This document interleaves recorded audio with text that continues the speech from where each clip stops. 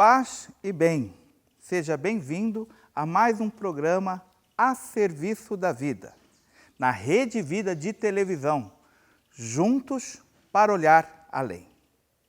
Há pouco mais de um ano, o mundo vive uma pandemia sem precedentes.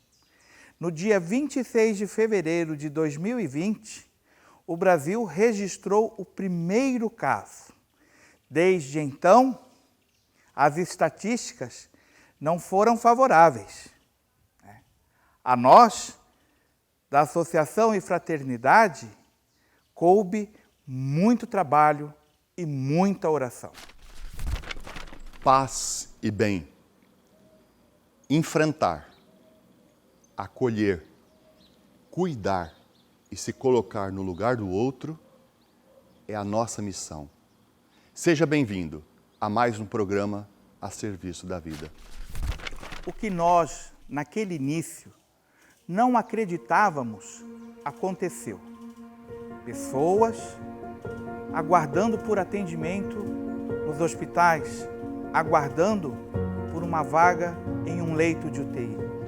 Equipes médicas e equipes de regulação têm a difícil tarefa de escolher quem naquele momento vai ser atendido, quem naquele momento vai ser destinado a uma vaga de UTI.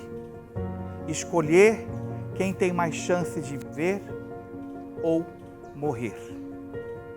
E o número de vidas perdidas só aumenta. Chegamos a mais de 3.000 vidas perdidas em 24 horas. Mais de 12 milhões de casos. Mais de 300 mil vidas que se foram. Isso só no nosso país. Em pouco mais de um ano de muita tristeza e luta. Avós, pais, filhos choram por suas perdas. Lágrimas derramadas por seus entes queridos. Lágrimas que também nós derramamos. Lágrimas que também nós ajudamos a enxugar. Mas também houve lágrimas de alegria, quando nós executamos a nossa missão. Missão que se baseia em atitudes concretas. Estamos diante de um organismo contagioso, silencioso, invisível, que chega sem dar avisos e que traz medos a todos. Diante dessa situação, seria justo fugir? Nós não podemos fugir quando as pessoas mais precisam.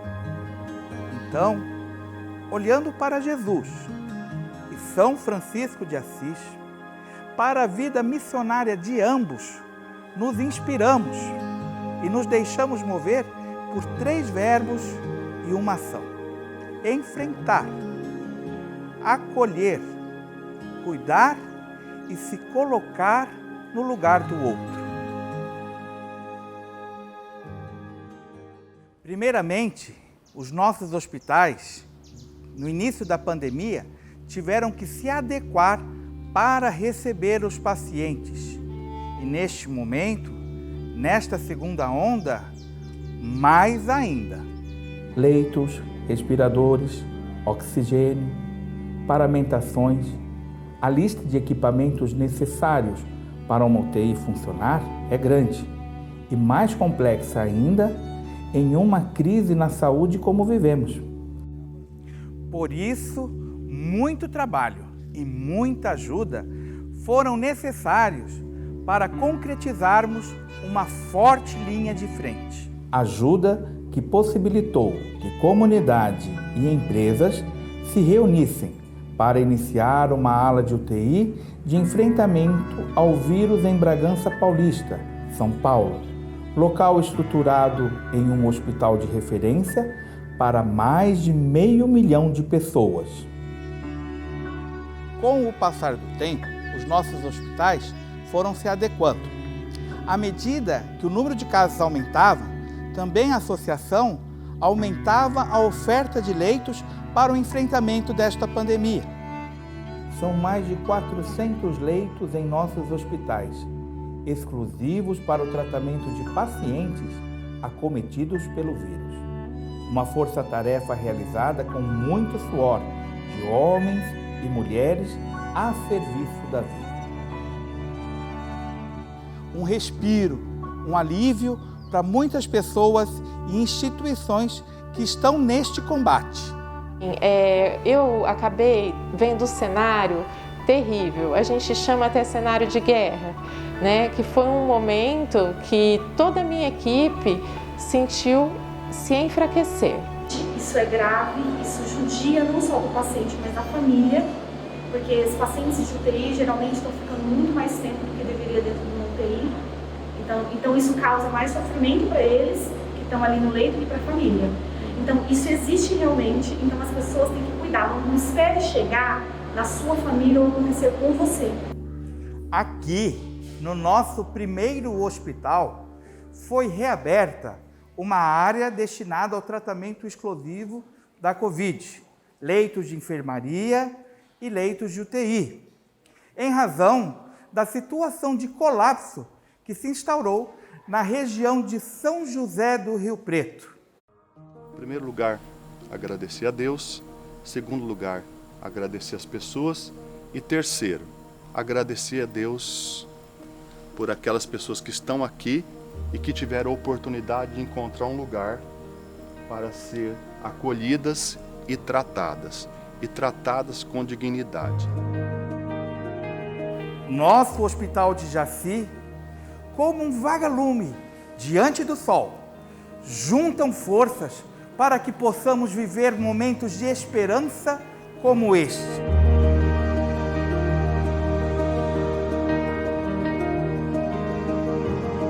E aqui estamos todos glorificando a Deus pelo dom barato, gratuito, dom da vida, só que é o mais valioso. As comunidades terapêuticas de álcool e droga tiveram que redobrar os seus cuidados e adaptar o seu processo. Os moradores em situação de rua também foram olhados, acolhidos e tivemos que montar toda uma linha de acolhimento e de cuidado para aqueles que não têm casa. Também em nossos hospitais específicos, que cuidam de pessoas com necessidades especiais, tivemos que redobrar o cuidado.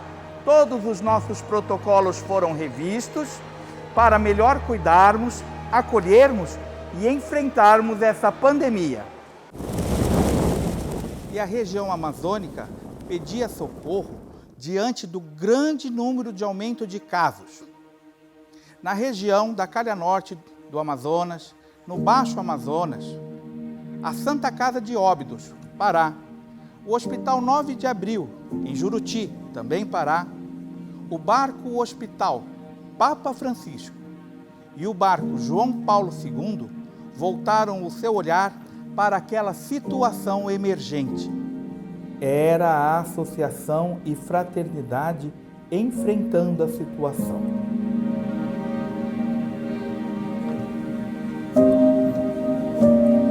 Em um cenário em que o oxigênio talvez seja um dos recursos mais importantes no enfrentamento desta pandemia, ficar sem oxigênio é sinônimo de desespero. Assim, com um olhar caritativo, a Associação e Fraternidade, junto com seus parceiros e amigos, puderam prover ações para que isso não acontecesse. É nessa fase, diante de uma grande escassez de cilindros de oxigênio, que a associação possibilita a criação de usinas de oxigênio por meio de benfeitores e parceiros de longa data. Em Óbidos, passa a funcionar uma usina que foi doada pelas Irmãs de Santa Catarina, as mesmas que nos auxiliaram na fundação do primeiro hospital. E em Juruti, a empresa Alcoa providenciou para que fosse instalado no Hospital 9 de Abril. Ações que foram importantíssimas.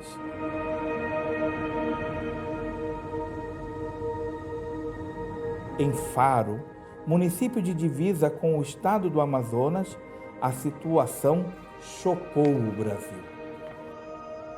7 pessoas de uma mesma família morreram por falta de atendimento adequado no Pará. O barco hospital chegou à região do município de Faro para reforçar o atendimento aos pacientes com Covid. Nossas expedições tiveram de ser cessadas e os barcos hospitais se tornaram hospitais de campanha sobre as águas. Do mesmo modo como ocorre na região amazônica, com o agravamento da pandemia, a cada dia são exigidos mais esforços, sobretudo dos profissionais de saúde, que a cada dia doam o seu sangue, o seu suor para o enfrentamento nesta batalha.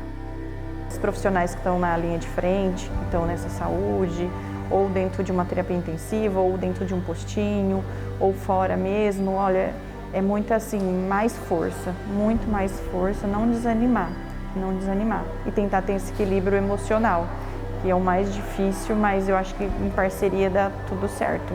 Um conversando com o outro, um dando apoio para o outro. Vi uma, que foi semana passada, a gente foi entubar uma paciente e aí a hora que a gente foi avisar isso para ela e ela virou para mim e falou uma coisa que me desarmou. Ela falou: "Que bom, doutor, eu já não aguentava mais."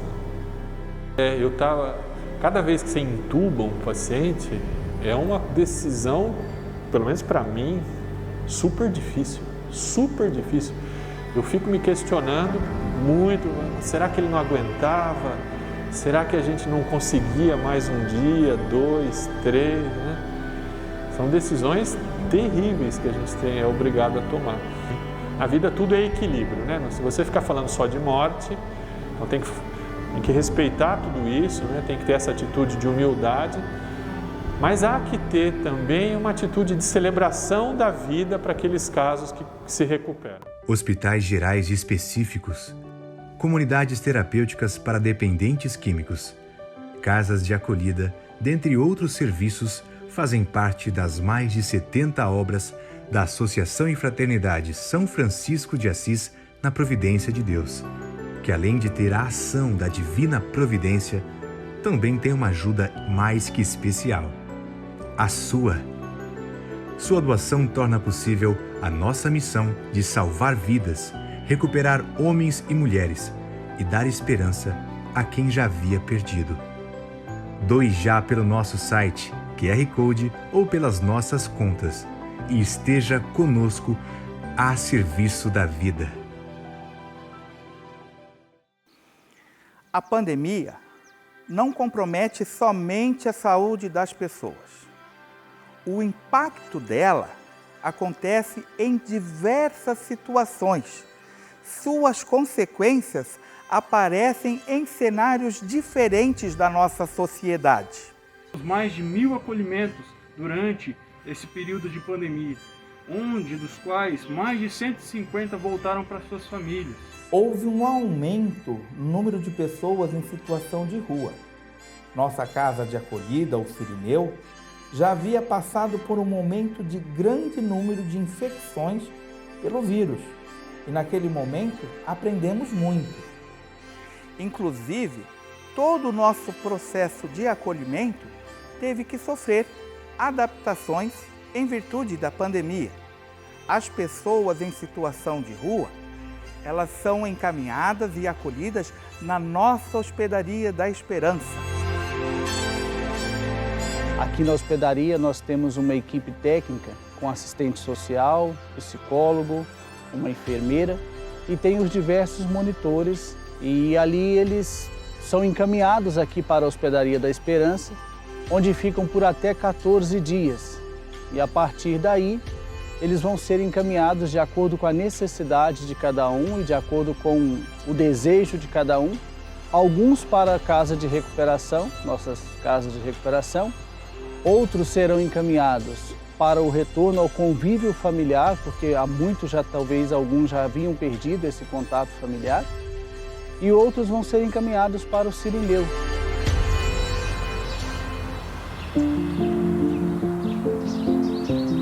E aqui, na Casa do Bom Pastor, foram acolhidos os jovens seminaristas que residem no Seminário Diocesano Sagrado Coração de Jesus da Diocese de São José do Rio Preto. Após contrair o vírus, o grupo de futuros sacerdotes foi acolhido nesta casa, a fim de passarem a quarentena e, assim, protegerem seus familiares, amigos e convivas.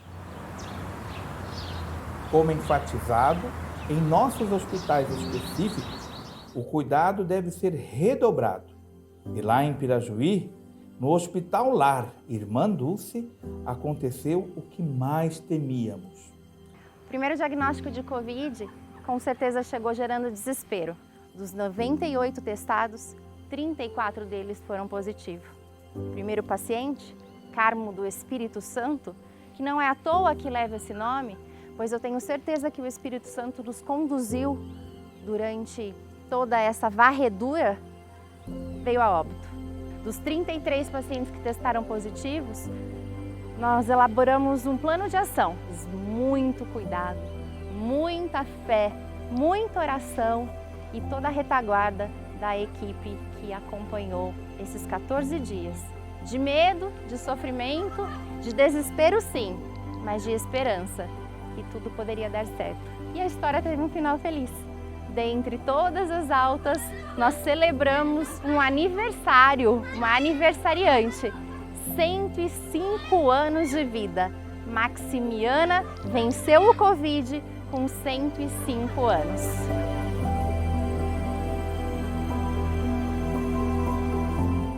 Enfrentar e acolher são dois verbos difíceis de serem vivenciados nessa pandemia.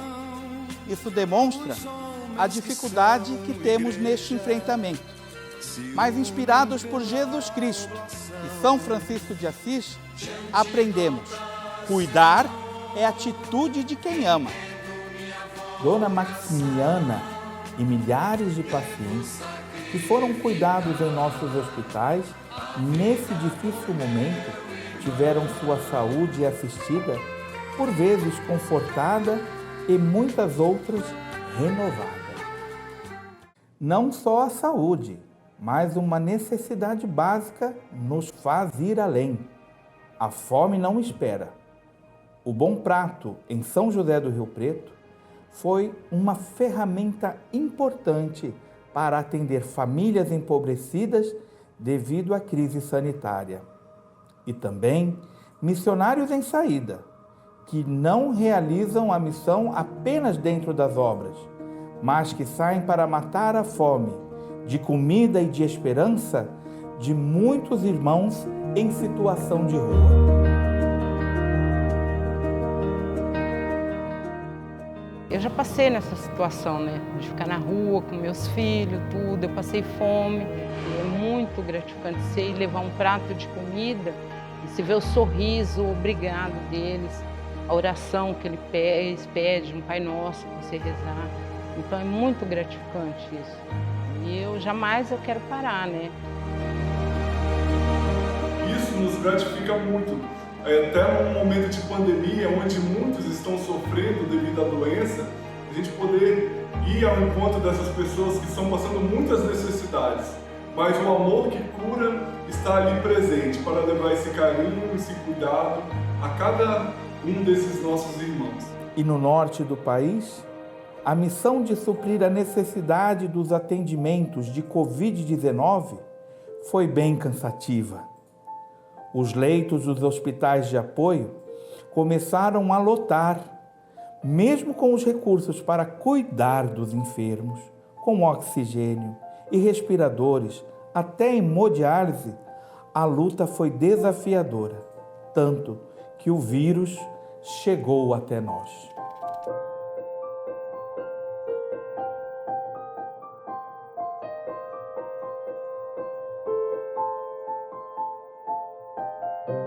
Se eu morrer, eu quero morrer na missão.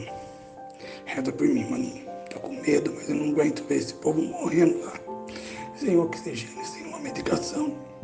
Eu não consigo, não é esse evangelho que eu acredito, não. Muita fraternidade eu levo. Você não tem noção disso, maninho. E como eu amo esse projeto. Nós sabemos que o vírus também chegou às comunidades ribeirinhas e com muita dificuldade fazendo o nosso povo passar e sofrer. E através dessa ação do Barco Hospital, principalmente na linha da prevenção ou de iniciar um tratamento precoce para que as pessoas não adoecessem muito, para que elas superassem o vírus, né? Nesse meio de campo, nossa equipe também, né, nós acabamos nos contaminando, né, e todos positivamos o Covid-19, inclusive eu fiz a experiência, né, de realmente viver essa dor do outro. Preparamos um espaço, né, na ala nova que ia ser para inauguração do setor de imagem, né, fazer toda uma estruturação na nossa Santa Casa. Nós freamos tudo para que nós pudéssemos combater, né, esse vírus aí que assola a nossa humanidade. E eu também fiz a experiência de estar do outro lado, né, como paciente, como aquele que espera, como aquele que recebe, né. Nós enfrentamos a pandemia acolhendo pacientes de Faro e das cidades e das regiões ribeirinhas visitadas pelo Barco Hospital. Com isso, acabamos sendo atingidos de maneira geral pela Covid. E aqui em Juruti pegou de cheio o Frei Mariano, também com Covid, o Frei Tiago, que sou eu, e os aspirantes que moram conosco. Neste momento, passou em nossa cabeça alguns momentos anteriores que vivemos nessa pandemia, momentos de tristeza e alguns de vitória. Nos colocando no lugar do outro, pudemos perceber e sentir a angústia vivida pelas pessoas nesses dias sombrios. E naquele momento, em nossa missão na Amazônia, a preocupação voltou à nossa casa. Os colaboradores do barco, Frei Tiago e os aspirantes, passaram pelo vírus assintomáticos. Já Frei Nicolau teve alguns problemas respiratórios, precisando ser transferido para Juruti, onde havia mais recursos. Frei Joel, missionário no Barco Hospital, teve dores agudas, dificuldade respiratória, também sendo necessário seu envio para Juruti. Cada dia era uma incógnita, mas sempre pedindo a Deus a melhora. E o Frei Mariano não passou bem. Devido a dificuldades respiratórias, teve de ser entubado. Havendo vaga em nosso hospital em Bragança Paulista, em São Paulo, foi levado para lá, onde havia todos os recursos necessários para o tratamento. O estado é grave. Quando mais precisam, não fugimos. Foi nessa vontade que estivemos por vários lugares em combate pela vida do outro. E nessa caminhada missionária, Deus sempre escuta as nossas orações. Diante do altar, Senhor, entendo minha vocação, devo sacrificar a vida por meu irmão. Diante do altar, Senhor, entendo minha vocação, devo sacrificar a vida por meu irmão. Diante do altar, O Senhor esteja convosco. Ele está no meio de nós. Ó providência, ó divina providência do Altíssimo Deus, que tem provido, provê e proverá. Providência de Deus, tende piedade de nós. A bênção de Deus Todo-Poderoso, Pai, Filho e Espírito Santo, desça sobre vós e permaneça para sempre. Uma boa noite, bom descanso, saúde e paz a você. Morrendo se vai viver. Diante do altar, Senhor, aos tristes sozinhos, serei pra teve